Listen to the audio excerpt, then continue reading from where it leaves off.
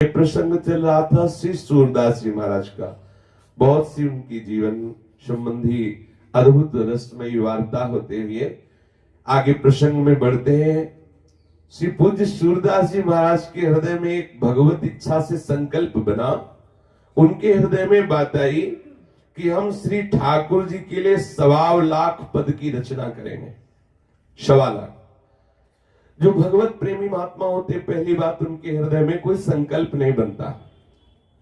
दूसरी बात, अगर बन जाए तो उसे भगवान पूर्ण करते हैं, पक्का। इसीलिए संतों से चाहे रीझ के चाहे खींच के अपना संबंध बन जाना चाहिए।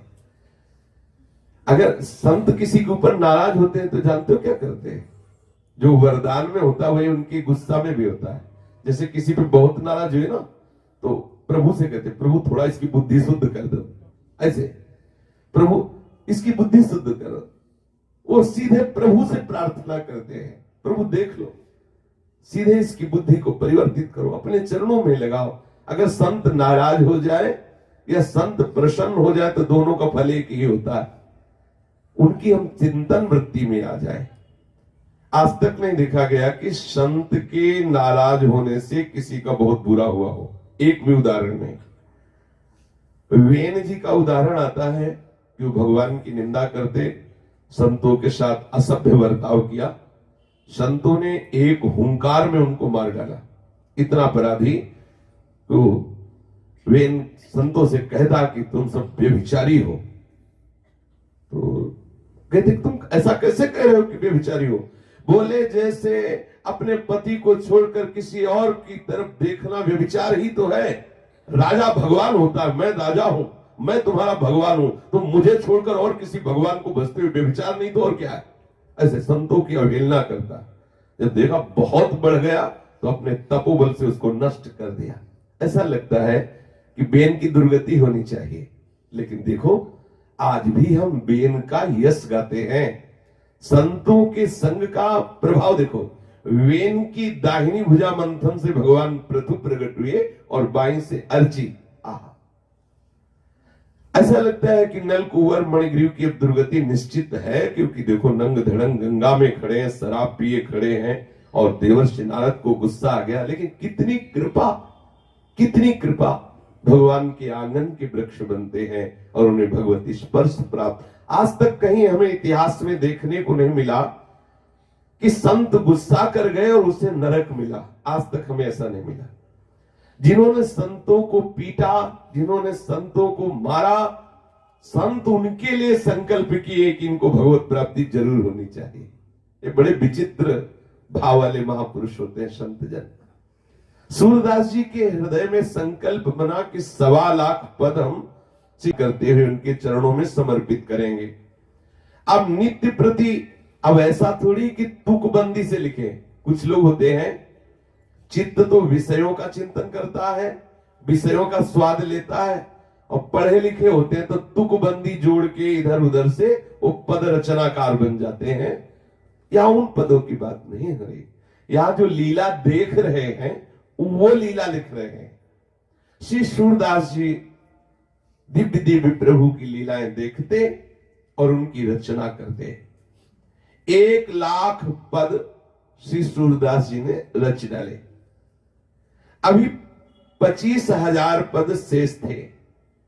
इधर श्री सूरदास जी को अनुभव होने लगा कि अब शरीर जाएगा, पक्का सबका जाना है, तैयारी में रहो, बिल्कुल तैयारी में रहो। जैसे गाड़ी छूटने के लिए हो और हम सब पहले से सब व्यवस्था करके और बस केवल रास्ता देखते रहते कि कब ट्रेन आवे और हम चले। बिल्कुल ऐसे तैयार रहो, कब बुलावा आ जाए मालिक का, यहां से जाना है। हर समय तैयारी क्या है? क्षमा श्याम क्षमा श्याम क्षमा श्याम क्षमा, ये हमारी तैयारी है। अगर मुख में नाम है ना, हृदय में प्रभु का ध्यान है ना, आप नाचोगे, मृत्यु को देख के नाचोगे। आप भयभीत क्यों हो जाते हो? तैयारी नहीं है इसलिए। बोले मृत्यु अब कांप गया हो, क्योंकि जिस शरीर से वो सुख का भोग कर रहा था वही नष्ट होने जा रहा था, कांप गया हो। सोचो उसकी क्या दशा है जिसका प्रभु से परिचय नहीं है। जाना प्रभु के पास, परिचय नहीं, और जरा सोचो उसकी क्या दशा है जिसका प्रभु से परिचय है, नाचता है, मेरो मन आनंद, सच्ची मानी मृत्यु की मृत्यु हो जाती है जो प्रभु का आश्रय ले लेता है, जो प्रभु के अनुराग रंग में रंगता है। सूरदास जी को आभास होने लगा कि अब शरीर जाएगा, ऐसा आभास होने लगता है। संतों को पहले से आभास होने लगता है कि अब शरीर प्रभु के कृपा प्रसाद से मन चित्त सहित जीवात्मा स्वरूप को प्राप्त करेगा, अर्थात प्रभु की सेवा में जाएगा और शरीर छूटेगा। सूरदास जी के हृदय में आया कि ये संकल्प बन गया था कि 1.25 लाख पद रचेंगे, अभी तो 1 लाख ही पद हुआ और शरीर जाने की सूचना हृदय में हो रही, क्या मेरी प्रतिज्ञा, मेरा संकल्प टूट जाएगा? प्रभु का एक प्रण है कि अपनो प्रण विसार भगत को पूरो प्रण निभाऊं। प्रभु अपने प्रण को तो तोड़ सकते लेकिन भक्त का प्रण नहीं तोड़ते, पक्का। अगर प्रभु कह दें कि ऐसा ही होगा तो सत्य है प्रभु, इसलिए वो बात तो परम सत्य है। लेकिन यदि भक्त कह दे कि ऐसा नहीं होगा तो प्रभु सत्य अपनी बात को झुठला सकते लेकिन भक्त की बात नहीं झुठला सकते, ऐसा पक्का है। अपनो प्रण विसार भगत को पूरो प्रण निभाओ। श्री कृष्णचंद्र जी अर्जुन से कह रहे हैं, मैं प्रण करता हूं कि महाभारत युद्ध में कभी भी कोई भी अस्त्र ग्रहण नहीं करूंगा। भीष्म जी ने कहा कि मां गंगा का पुत्र नहीं कहलाऊंगा यदि तुमसे अस्त्र न गया दूं। अगर युद्ध रण क्षेत्र में तुम्हें अस्त्र हाथ में लेकर दौड़ा न दूं तो मैं गंगा का पुत्र नहीं, शांतनु पुत्र नहीं। अब आप सोचो जरा विचारो, क्या कोई प्रभु को विवश कर सकता है? क्या कोई प्रभु के सत्य संकल्प को तोड़ सकता है? तार तार कर दिया भीष्म ने प्रभु के संकल्प को और विकल होकर दौड़ पड़े रथ का पहिया लेकर भीष्म जी को मारने के लिए, और रख दिया धनुष बाण और कहा बस हम यही देखना चाहते थे कि आप अपना प्रण पूरा करते हैं या मेरा। अपनो प्रण विसार भगत को पूरो प्रण निभाओ। श्री सूरदास जी के 25,000 पद अभी शेष थे और शरीर की ऐसी संबोधन होने लगा अंदर से कि शरीर की अंतिम अवधि आने वाली है। तो ठाकुर जी ने स्वयं रचना की, 25,000 पद की स्वयं ठाकुर जी ने रचना की। अब आप देखिए अपने भक्तों के संकल्प को प्रभु कैसे पूरा करते हैं। श्री सूरदास जी महाराज अंदर से तो उदास थे कि 1 लाख पद बनाए और 25,000 रह गए। तो जब सुबह उठे तो देखा 25,000 पद उसमें शामिल थे। उन्होंने अपने संग्रह में देखा कि 25,000 पद कहां से आ गए, हमने तो 1 लाख ही पद रचे थे। तो देखा कि उनके पदों के अलावा जो 25,000 पद थे उसमें सूर श्याम की छाप थी। सूरदास जी के पद में आता है श्री सूरदास ऐसा, लेकिन जो ठाकुर जी ने रचे वो सूर श्याम, हर पद में सूर श्याम की छाप लगी। सूरदास जी ने वैष्णव से जांच कराई तो बिल्कुल पूरे के पूरे 1.25 लाख पद, 1 लाख पद सूरदास जी के, 25,000 पद श्री ठाकुर जी महाराज के। तब श्री सूरदास जी ने ठाकुर जी के इस करुणा पर रीझ कर हृदय से विकल होकर के कहा, प्रभु बहुत बार देखा है कि आप जैसा दुलार करने वाला कोई नहीं है। प्रभु को साष्टांग दंडवत किया और कहा कि हे भक्त वत्सल, आप जैसा दुलार करने वाला, भक्तों का प्रण पालन करने वाला, भक्तों की बात रखने वाला दूसरा कोई नहीं है। जब सूरदास जी विकल हो रहे थे तो ठाकुर जी उनके सामने प्रकट हुए और कहा कि सूरदास, वो तुम्हारा संकल्प नहीं था, वो मेरा ही संकल्प था। मैं अपने निष्काम भक्तों के हृदय में बैठ करके जगत को पावन करने के लिए ऐसे संकल्प करता रहता हूं। उसमें तुम्हें इतना द्रवित होने की भी जरूरत नहीं, क्योंकि हमने अपना ही संकल्प पूरा किया है। ऐसा प्रभु की इस चातुरी भरी कृपा पर विचार करके सूरदास जी मगन हो गए। श्री सूरदास जी के इस घटना का संपूर्ण भक्त मंडली में प्रचार हुआ कि सूरदास पर रीझ कर ठाकुर जी ने 25,000 पद की रचना की, जो सूर श्याम छाप से युक्त है। ये बात अकबर के कान में पड़ी। अकबर चमत्कार देख चुका था, सूरदास जी का बहुत श्रद्धा रखता था अकबर बादशाह। उसने ये घोषणा करवा दी कि सूरदास जी के जो भी पद लाएगा उसे मैं उतनी ही मोहरे दूंगा जितने पद लाएंगे, जितने पद उतनी मोहरे। वो इसलिए कि जितने भी सूरदास जी के द्वारा और ठाकुर जी के द्वारा रचे हुए पद हैं, उन सबको हम एक सिंहासन पर विराजमान करके प्रणाम करेंगे और अपने गायकों द्वारा उनको सुना करेंगे, क्योंकि उनमें अद्भुत ठाकुर जी की लीला है। इसीलिए भक्त नामावली में अकबर जी का नाम गाया जाता है, क्योंकि वो देखने में तो लगता था कि बादशाह है और मुगल इस्लाम धर्म से युक्त है, लेकिन बहुत ठाकुर जी को मानता था। और हमारे बड़े बड़े सिद्ध संतों की चरण धूल माथे पे चढ़ाई। वृंदावन में श्री स्वामी हरिदास जी के चरणों में आकर के उसने मस्तक नवाया और स्वामी जी का कृपा प्रसाद प्राप्त किया। तुलसीदास जी का उसे संग प्राप्त हुआ, सूरदास जी का कृपा कटाक्ष प्राप्त हुआ, और भी कुंभन दास जी और भी बड़े बड़े सिद्ध संतों का उसे कृपा प्रसाद प्राप्त हुआ। इसलिए अकबर का नाम अपने भक्त नामावली में सुबह जब गाते हैं तो आता है। उसने इसलिए घोषणा करा दी कि सूरदास जी के पद हमारे पास संग्रहित हो जाएंगे और हम अपने गायकों द्वारा सूरदास जी के पद सुना करेंगे। बड़ी सुंदर सुंदर लीलाएं हैं प्रभु की। तो घोषणा करा दी, जो सूरदास जी के पद जितने लाएगा उतनी उसे मोहरें दी जाएंगी। फिर तो मोहरों के लोभ से लोग अलग अलग ऐसे पद रचना करके पहुंचाने लगे। सूरदास जी की छाप लगा लेते और पद, वहां तो ढेर सारे पद, 2.5 लाख पर्चे पहुंच गए पद के, 2.5 लाख। अकबर को पता था कि 1.25 लाख ही पद रचना हुई, तो 2.5 लाख कहां से आ गए। लेकिन लोभवश लोग फर्जी पद रचना करके सूरदास जी की छाप लगा के बादशाह प्रसन्न होकर के इनाम में मोहरे देता है।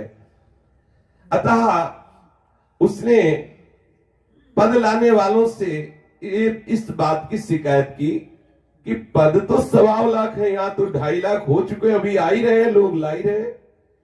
तो असली सूरदास जी के पद कितने हैं, कौन है, कैसे पता चले। सभी लोग दावे के साथ कहते हैं कि हमारे पद असली हैं, सूरदास जी के पद हैं। बादशाह ने कहा कि क्या प्रमाण है कि सूरदास जी के पद हैं। तो उसने कहा, जो लाने वाले थे, कि आपके पास क्या प्रमाण है कि सूरदास जी के पद नहीं है। तब बादशाह ने कहा कि फिर तो मालिक ही न्याय करेगा, ईश्वर ही न्याय करेगा। ऐसा करो, सभी पदों को जल में डाल दिया जाए। जो सूरदास जी के असली पद हैं वो लीला में डूबे हुए रचे गए हैं, उनकी स्याही भी भगवत स्वरूप है, वो पानी में घुलेगी नहीं, मेरा ये विश्वास है।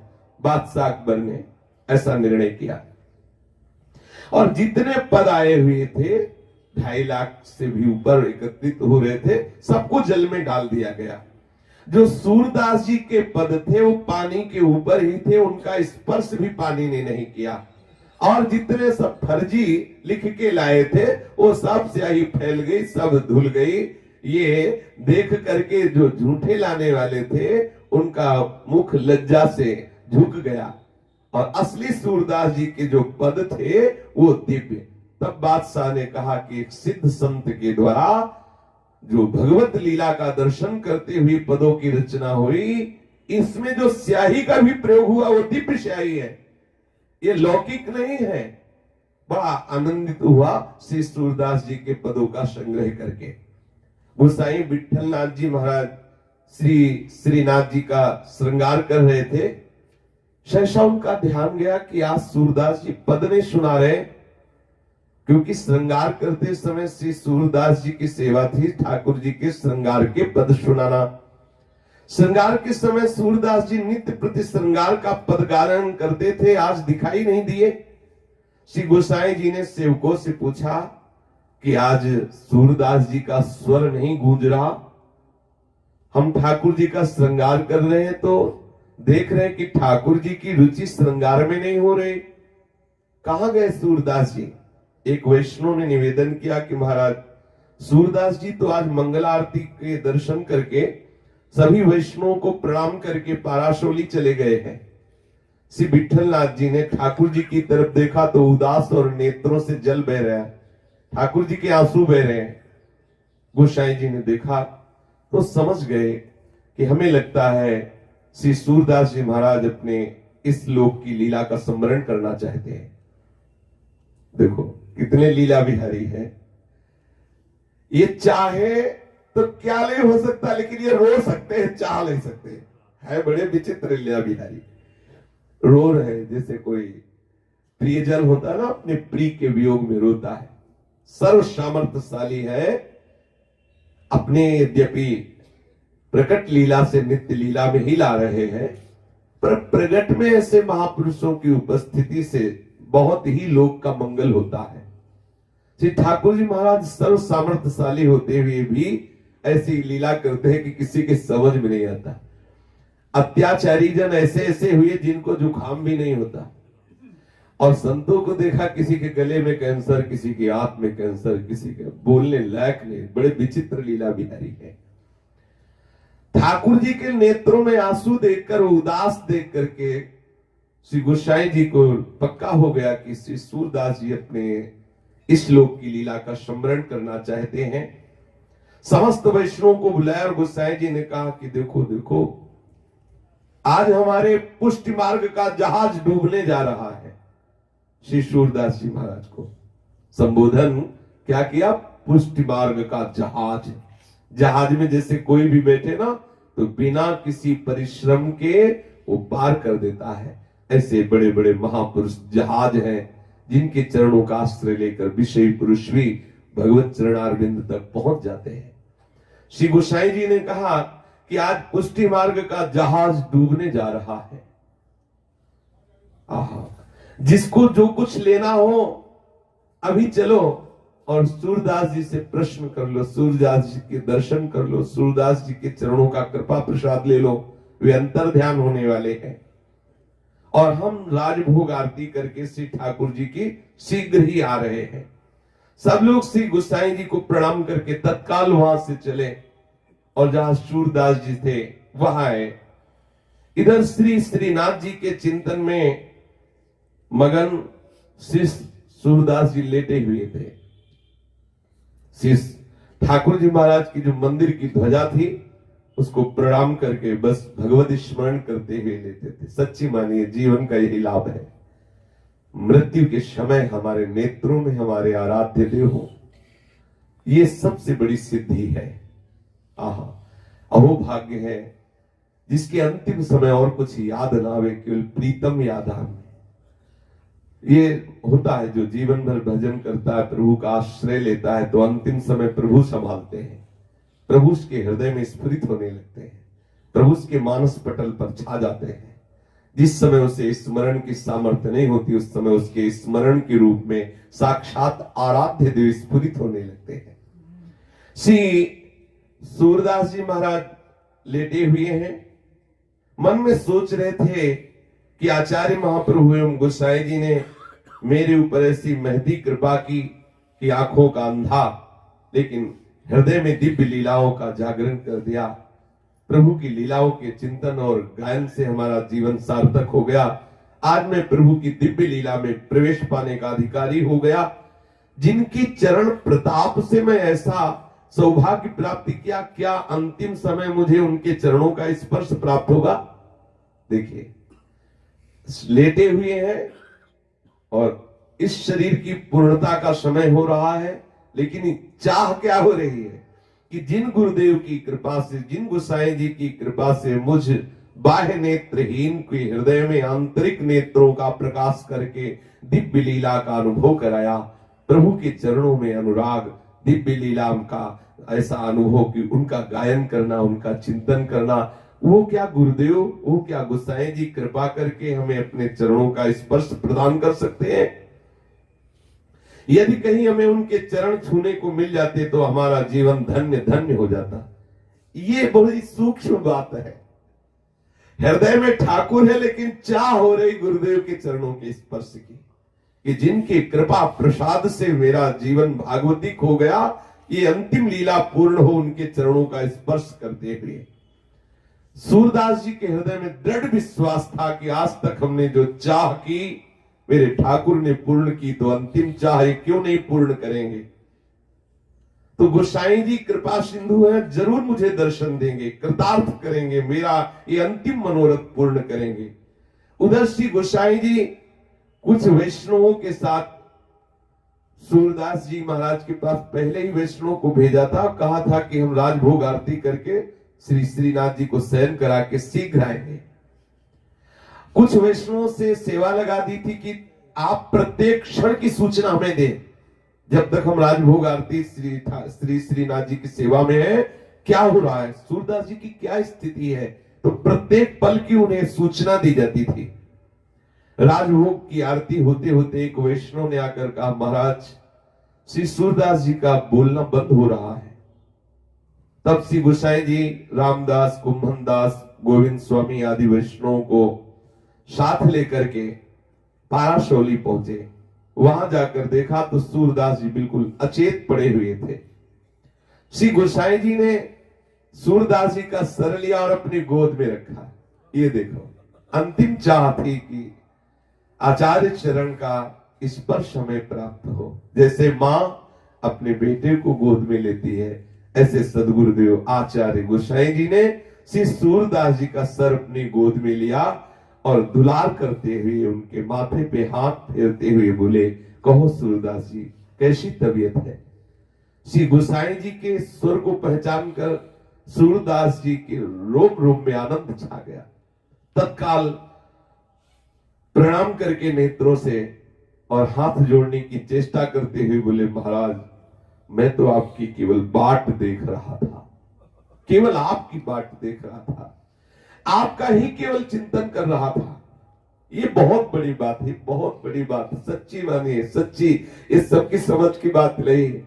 अंतिम समय अपने गुरुदेव पर दृष्टि रखना, ये बहुत बड़ी बात है।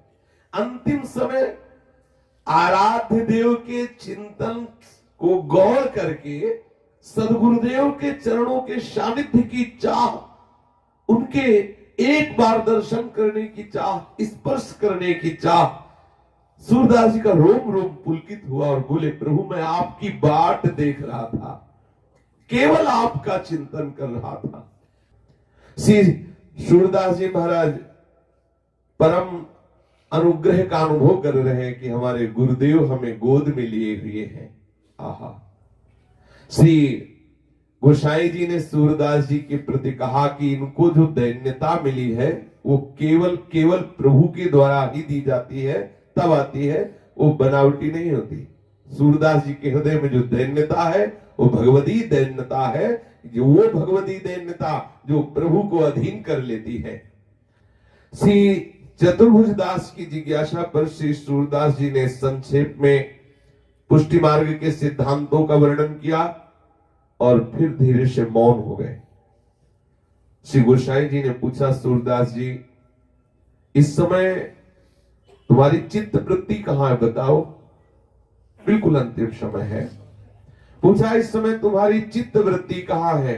गोसाई जी ने पूछा। सूरदास जी ने फिर प्रभु कृपा बल का आश्रय लेकर के जहां चित्त वृत्ति है वो बता रहे हैं। बोली, बली बली बली हो कुंवरी राधिका, बली बली बली हो कुंवरी राधिका, नंद सुवन जासो रतिमानी, नंद सुवन जासो रतिमानी, वे अति चतुर तुम चतुर शिरोमणि, वे अति चतुर तुम चतुर शिरोमणि, प्रीति करी कैसे होत है छानी, प्रीति करी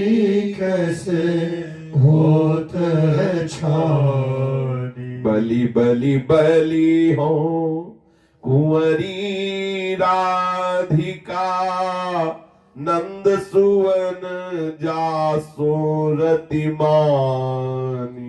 बलि बलि बलि हो कुंवरी राधिका नंद सुवन जासो रतिमानी। वेजु धरत तन कनक पीत पट सो तो सब तेरी गति ठानी। वेजु धरत तन कनक पीत पट सो तो सब तेरी गति ठानी।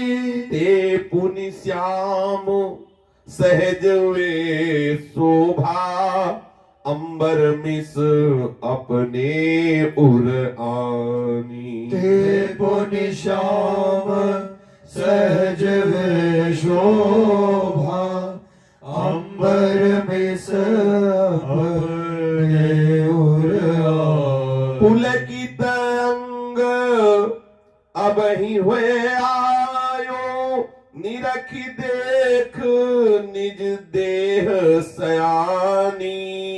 पुलकित अंग अब ही हुए आयो निरखी देख निज देह सयानी। सूर सुजान सखी के बूझे प्रेम प्रकाश भयो बिहसानी।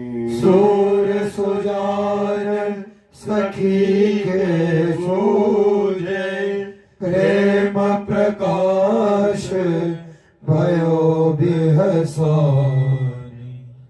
बलिहारी है बलिहारी है बलिहारी है श्री कुंवरी किशोरी जी की नंद नंदन जिनसे अत्यंत आसक्त चित्त है। श्री सूरदास जी की अंतिम चित्त वृत्ति कहाँ है? श्री लाडली जी के चरणों में। कह रहे बलिहारी है बलिहारी है बलिहारी है कुंवरी किशोरी जी के चरणों की बलिहारी है। साक्षात नंद नंदन आनंद कंद प्रभु जिनसे रति माने हैं, जिनसे आसक्त चित्त है। हमारे लालजू के आराधना का फल है लाडली जी के चरणों में प्रीति होना। लाल रंगीलो गाइए ताते प्रीति रंगीली पाए, निश्चित मानिए प्रिया प्रीतम एक ही है, किंचन मात्र इनमें भेद नहीं है।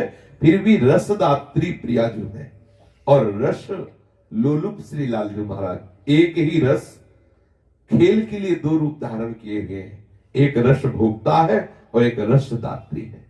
तो बिना रसदात्री श्री लाडली जी की कृपा के कोई रस भोक्ता के रहस्य को नहीं जान सकता, और बिना रस भोक्ता लालजू के कृपा कटाक्ष के कोई राधा कृपा कटाक्ष का अधिकारी नहीं बन सकता। इसीलिए देखो जीवन भर सखा भाव से लालजू को दुलार किया है, अंतिम समय चित्तवृत्ति कहाँ है? लाडली जी के चरणों में। ये बड़े रहस्य की बात है। सूरदास जी का अंतिम समय है। कुशाय जी ने पूछा चित्तवृत्ति कहाँ है? तो बोले बलि बलि बलि हो कुंवरी राधिका नंद सुवन जासो रति माने। वे अति चतुर, तुम चतुर शिरोमणि। लालजू तो बहुत चतुर है, लेकिन उन चतुर की भी चतुराई जहां नहीं चलती, लाडली जू आप ऐसी चतुर शिरोमणि हो। हमारी प्यारी जी को भोरी कहा गया है, और भोरी होते हुए भी रूप राशि अति चतुर शिरोमणि, अंग अंग सुकुमारी आवत सी वृषभानु दुलारी। प्यारी जू अति चतुर शिरोमणि, चतुर शिरोमणि लालजू की जहां एक भी चतुराई नहीं चलती, ऐसी हमारी प्यारी जू अति चतुर शिरोमणि और अत्यंत भोरी है। तो कह रहे वे अति चतुर, तुम चतुर शिरोमणि, प्रीति करी कैसे होत है छानी। हम कैसे वर्णन कर सके आप दोनों की प्रीति का। देखो इशारे से केवल बता रहे, लालजू महाराज इतना प्रेम करते हैं हमारी प्यारी जू आपसे कि वो आपके श्रीअंग की कांति वाला पीतांबर सदैव अपने गात से लगाए रहते हैं। और प्यारी जू आप भी लालजू से इतना प्यार करती कि उनके श्रीअंग की कांति वाला नीलांबर सदैव धारण करते। लाडली जू नीलांबर धारण करती और लालजू पीतांबर धारण करते हैं। श्री लाडली जी के श्रीअंग की कांति पीता अनंत तड़िल लताभाम, बिल्कुल ठीक ऐसा ही पीतांबर श्री लालजू धारण करते हैं। और लालजू की श्रीअंग कांति है श्याम इंद्र नीलमणि, ठीक ऐसी ही नीली साड़ी श्री लाडली जी धारण करती है। श्री सूरदास जी अंतिम समय कह रहे, वेद धरत तन कनक पीत पट सो तो सब तेरी गति थानी, ते पुन श्याम सहज वे शोभा अंबर मिस अपने उरानी। आप ऐसे श्याम सुंदर को जो आपके श्री अंग की कांति का पीतांबर सदैव अपने हृदय से लगाए रहते हैं, आप उनके श्री अंग की कांति वाला नीलांबर मानो आप सदैव अपने प्रीतम को हृदय में धारण करती हैं, अपने श्री अंग में विराजमान किए हैं, इस भाव से आप नीलांबर धारण करती हैं। एक दूसरे को देख करके दोनों पुलकित होते रहते हैं, दो चकोर दो चंद्रमा दो अली पंकज दो, इनमें ये नहीं कहा जाए छोटा, ये नहीं, दोनों आसक्त है, परस्पर दोनों आसक्त है, परस्पर दोनों चंद्रमा है, परस्पर दोनों चकोर है। हाँ, जब रस की बात आती है तो रसदात्री प्रिया जो है और रस भोक्ता श्री लाल जो है निकुंज में। यहां रसम राधा यामा भजत किल भावम ब्रज मणु, ये जो निकुंज का रस है। पुलकित अंग अभय हुए आयो निरख देख निज देह सयानी, सूर सुजान सखी के बूझे प्रेम प्रकाश भयो विहशानी। सखियां जब विनोद भरी वार्ता से लाडली लाल के परस्पर प्रेम संबंधी वार्ता करती हैं, तो लाडली जो जैसे हित हरिवंश उसमें अपनी बात मोसो कहरी भावनी की अंतिम पंक्ति क्या है, सखी सो सुनि श्रवण बचन मुदित मन चली हरिवंश भवन मुस्कान। हाँ, लाडली जो सखी की बात सुनकर मंद मुस्काती हुई निज महल की तरह चलती है। तो यहाँ श्री सूरदास जी देख रहे हैं कि प्रिया प्रीतम की परस्पर प्रीति की वार्ता जब सहचरी पूछती तो सूर सुजान सखी के बूझे प्रेम प्रकाश भयो बिहशानी, प्यारी जो आनंद मगन होकर मुस्कुराती हुई निज महल की तरफ, ऐसा श्री सूरदास जी दर्शन कर रहे। गोसाई जी ने फिर पूछा कि सूरदास जी चित्त की वृत्ति तो राधिका चरणारविंद में है और नेत्र की वृत्ति कहां है, तो कहा नेत्र इस समय खंजन नयन रूप रस माते, खंजन नयन रूप रस माते। आहा, कितनी बढ़िया महामहिमामय स्थिति है। चित्त तो किशोरी जी के चरणों में चिपका हुआ है और नेत्रों के सामने क्या दिखाई दे रहा है, लालजू के आसक्त नेत्र जो प्रिया जी की तरफ है। आहा, कैसी रस भरी स्थिति में प्राण, ये तो उनके देने से स्थिति आती है। अहोभाग्य है जिनका शरीर छूट रहा हो और उनके आराध्य देव उनके सामने हो। ये किसी साधना का फल नहीं हो सकता, ये तो केवल कृपा का फल होता है। कभी ऐसा सौभाग्य हो कि रज में पड़ा हुआ राधा राधा पुकार रहा हो और लाडली जो प्रीतम से के गलबैया डाले हुए आए सामने खड़ी हो और ये देखकर उसके प्राण छूट रहे हो, बोलो अनंत जन्मों की बिगड़ी बात एक सेकंड में बन गई। इसीलिए कहा जाता है वृंदावन का आश्रय लो, वृंदावन का वास, क्योंकि रजरानी की कृपा से सुलभ है, अत्यंत नहीं तो अत्यंत दुर्लभ बात है। ये ब्रजरज की कृपा से बिल्कुल विश्वास रखना, इस रजरानी में ऐसी अनंत सामर्थ्य है कि प्रिया प्रीतम अंतिम समय जरूर होते हैं। ये उनका महल है, ऐसा नहीं हो सकता कि कोई जीव यहाँ शरीर त्यागे और प्रिया प्रीतम अपने महल में खेलते रहे, उसके समीप ना, ऐसे नहीं है। करुणा के समुद्र है, अति उदार करुणा वरुणा ने, बिल्कुल सच्ची समझ लीजिए। प्रिया प्रीतम का निज महल है, यहाँ निश्चित प्रिया प्रीतम के अंतिम समय साक्षात्कार होते हैं रजरानी की कृपा प्रसाद से। रेम पर मरिबो मंगल आए, अब यही मंगल होता है कि गलबैया दिए हुए युगल सरकार उसके मानस पटल पर मुस्कुराते हैं और वो यही देखते हुए शरीर छोड़ता है। ये धाम की कृपा से, ये इष्ट की कृपा से, गुरु की कृपा से, नहीं तो साधना में इतनी बल नहीं, इतनी सामर्थ्य नहीं कि आराध्य देव को घसीट कर नेत्रों के सामने प्रकाशित कर दे। सूरदास जी देख रहे हैं, खंजन नैन रूप रस माते, खंजन नैन रूप रस समाते अतिशय चारु चपल अनियारे पल पिंजरा न समाते अतिशय चारु चपल अनियारे पल पिंजरा न समाते। बहुत सुंदर झांकी है इसमें। श्री लालजू अपने नेत्रों से श्री लाडली जू के नेत्रों में नेत्र मिलाए हुए रूप रसासों का पान कर रहे हैं। खंजन ने रूप रस माते, रूप रस का पान करते हुए बड़े मद है नेत्र, मदा घूर्ण नेत्र, मद से घूर्णित नेत्र हो रहे हैं लालजू। वैसे ही विशाल नेत्र और श्री लाडली जू के रूप रसासों की ऐसी उन्मत्तता नेत्रों में छाई हुई है, उसे सूरदास जी देख रहे हैं। खंजन नैन रूप रस माते, बोले अतिशय चारु बहुत सुंदर, चपल बहुत ही चंचल, अनियारे बहुत ही नुकीले हैं। पलक रूपी पिंजरा में वो नेत्र रूपी खंजन पक्षी समा नहीं रहे। बोले चली चली जात निकट श्रवणनी के, उलटी पलटी ताटंक फंदाते। चली चली जात निकट श्रवणनी के, उलटी पलटी ताटंक फंदाते। सूरदास अंजन गुण अटके, न तरु अबही उड़ी जाते। सूरदास अंजन गुण अटके, न तरु अबही उड़ी जाते। श्री लालजू के नेत्र मानो पलक रूपी पिंजरा में समा नहीं रहे। नेत्र रूपी खंजन पक्षी ये उड़ना चाहते हैं और श्रवण तक भागते हैं, अर्थात विशाल नेत्र श्रवण तक। और वहां जो कुंडल ताटंक है ना, मानो वो रोक लेते हैं, उनको उड़ने नहीं देते। वो अपने फंद में फांसे हुए हैं, यद्यपि उड़ना चाहते हैं। नेत्र रूपी खंजन पक्षी पलक रूपी पिंजरा में समा नहीं रहे, इतने विशाल हैं और चंचल हैं, बड़े ही सुंदर हैं, बड़े ही नुकीले हैं। और ऐसा लगता है उड़ना चाहते हैं तो कान के समीप तक तो जाते हैं, पर वहां ताटंक और कुंडल की ऐसी रखवाली है, ऐसी पहरेदारी है कि फिर उड़ नहीं पाते हैं।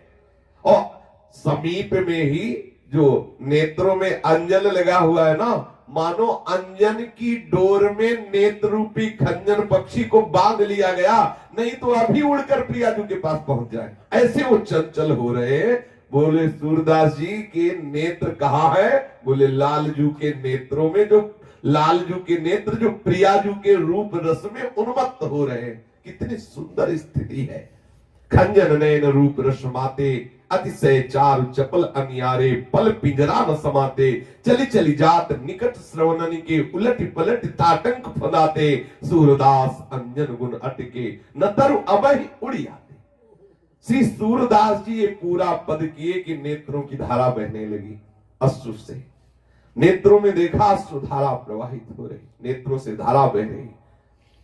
तो समस्त भक्तों को लगा कि अभी तो मुस्कुरा रहे थे, अभी आनंदित हो रहे थे, लेकिन ये आंसू की धारा क्यों आ गई? इनके मुखारविंद में उदासी क्यों छाने लगी? सूरदास जी से पूछा कि अभी अभी तो आप प्रसन्न थे, फिर आप अभी उदास क्यों हो गए? जिसके चित्तवृत्ति किशोरी जू के चरणों में नेत्र लालजू के प्रिया आसक्त नेत्रों का दर्शन कर रहे हो, तो उदासी कैसी? तो उन्होंने कहा भैया जीवन भर इस ब्रजरज का प्रभाव देखा है, जीवन भर इस ब्रजरज का सम्मुख होकर सेवन किया है। प्राण निकलते समय आज पीठ दे के जा रहा हूं ब्रजरज को, इसलिए आंसू गिर रहे हैं। तो आप क्या चाहते हैं? बोले मुझे ऐसे औंधा लेटा दीजिए, मतलब मैं आलिंगन करते हुए ब्रजरज का प्राण त्यागूं, ये हमारी छाती से ब्रजरज लगी हो, फिर मैं प्राण त्यागूं। तुरंत समस्त वैष्णवों ने आचार्य के आदेश से इनको मुंह के बल लिटा दिया, ऐसे पेट के बल, ऐसे मुंह के बल लिटा दिया। सूरदास जी ऐसे ब्रजरज का आलिंगन करते हुए अपने इस लीला का स्मरण किया और प्रभु के नित्य लीला में प्रवेश हो गए। समस्त वैष्णवों ने आचार्य आज्ञा से उनके श्री शरीर का जो अंत्येष्टि संस्कार होता है वो संस्कार किया। जीवन का परम लाभ यही है कि हमारा एक एक क्षण एक एक श्वास प्रिया प्रीतम के चरणों में जाए तो अंतिम ये बन जाता है। ये है जीवन का लाभ। ये सब जितनी साधना है इसका ये सब फल है। अंतिम रिजल्ट ये है कि हमारा शरीर छूट रहा हो और हम ब्रजरज में ब्रजरज से अभिषिक्त हो, हमारे प्राणारात हमारे सामने। ये है जीवन का लाभ। कोई सिद्धि, कोई चमत्कार, कोई मोक्ष, क्या क्या ये सब कंकड़ पत्थर की तरह है प्रेमियों के लिए। अपना प्रीतम नेत्रों के सामने हो तो मृत्यु क्या कष्ट दे सकती है। महान महोत्सव होता है मृत्यु एक महान महोत्सव होता है उसके लिए जिसके सामने उसका प्रीतम होता है। सच्ची मानिए, बस जितनी श्वासें बची हो प्रिया प्रीतम के चरणों में लगा लीजिए।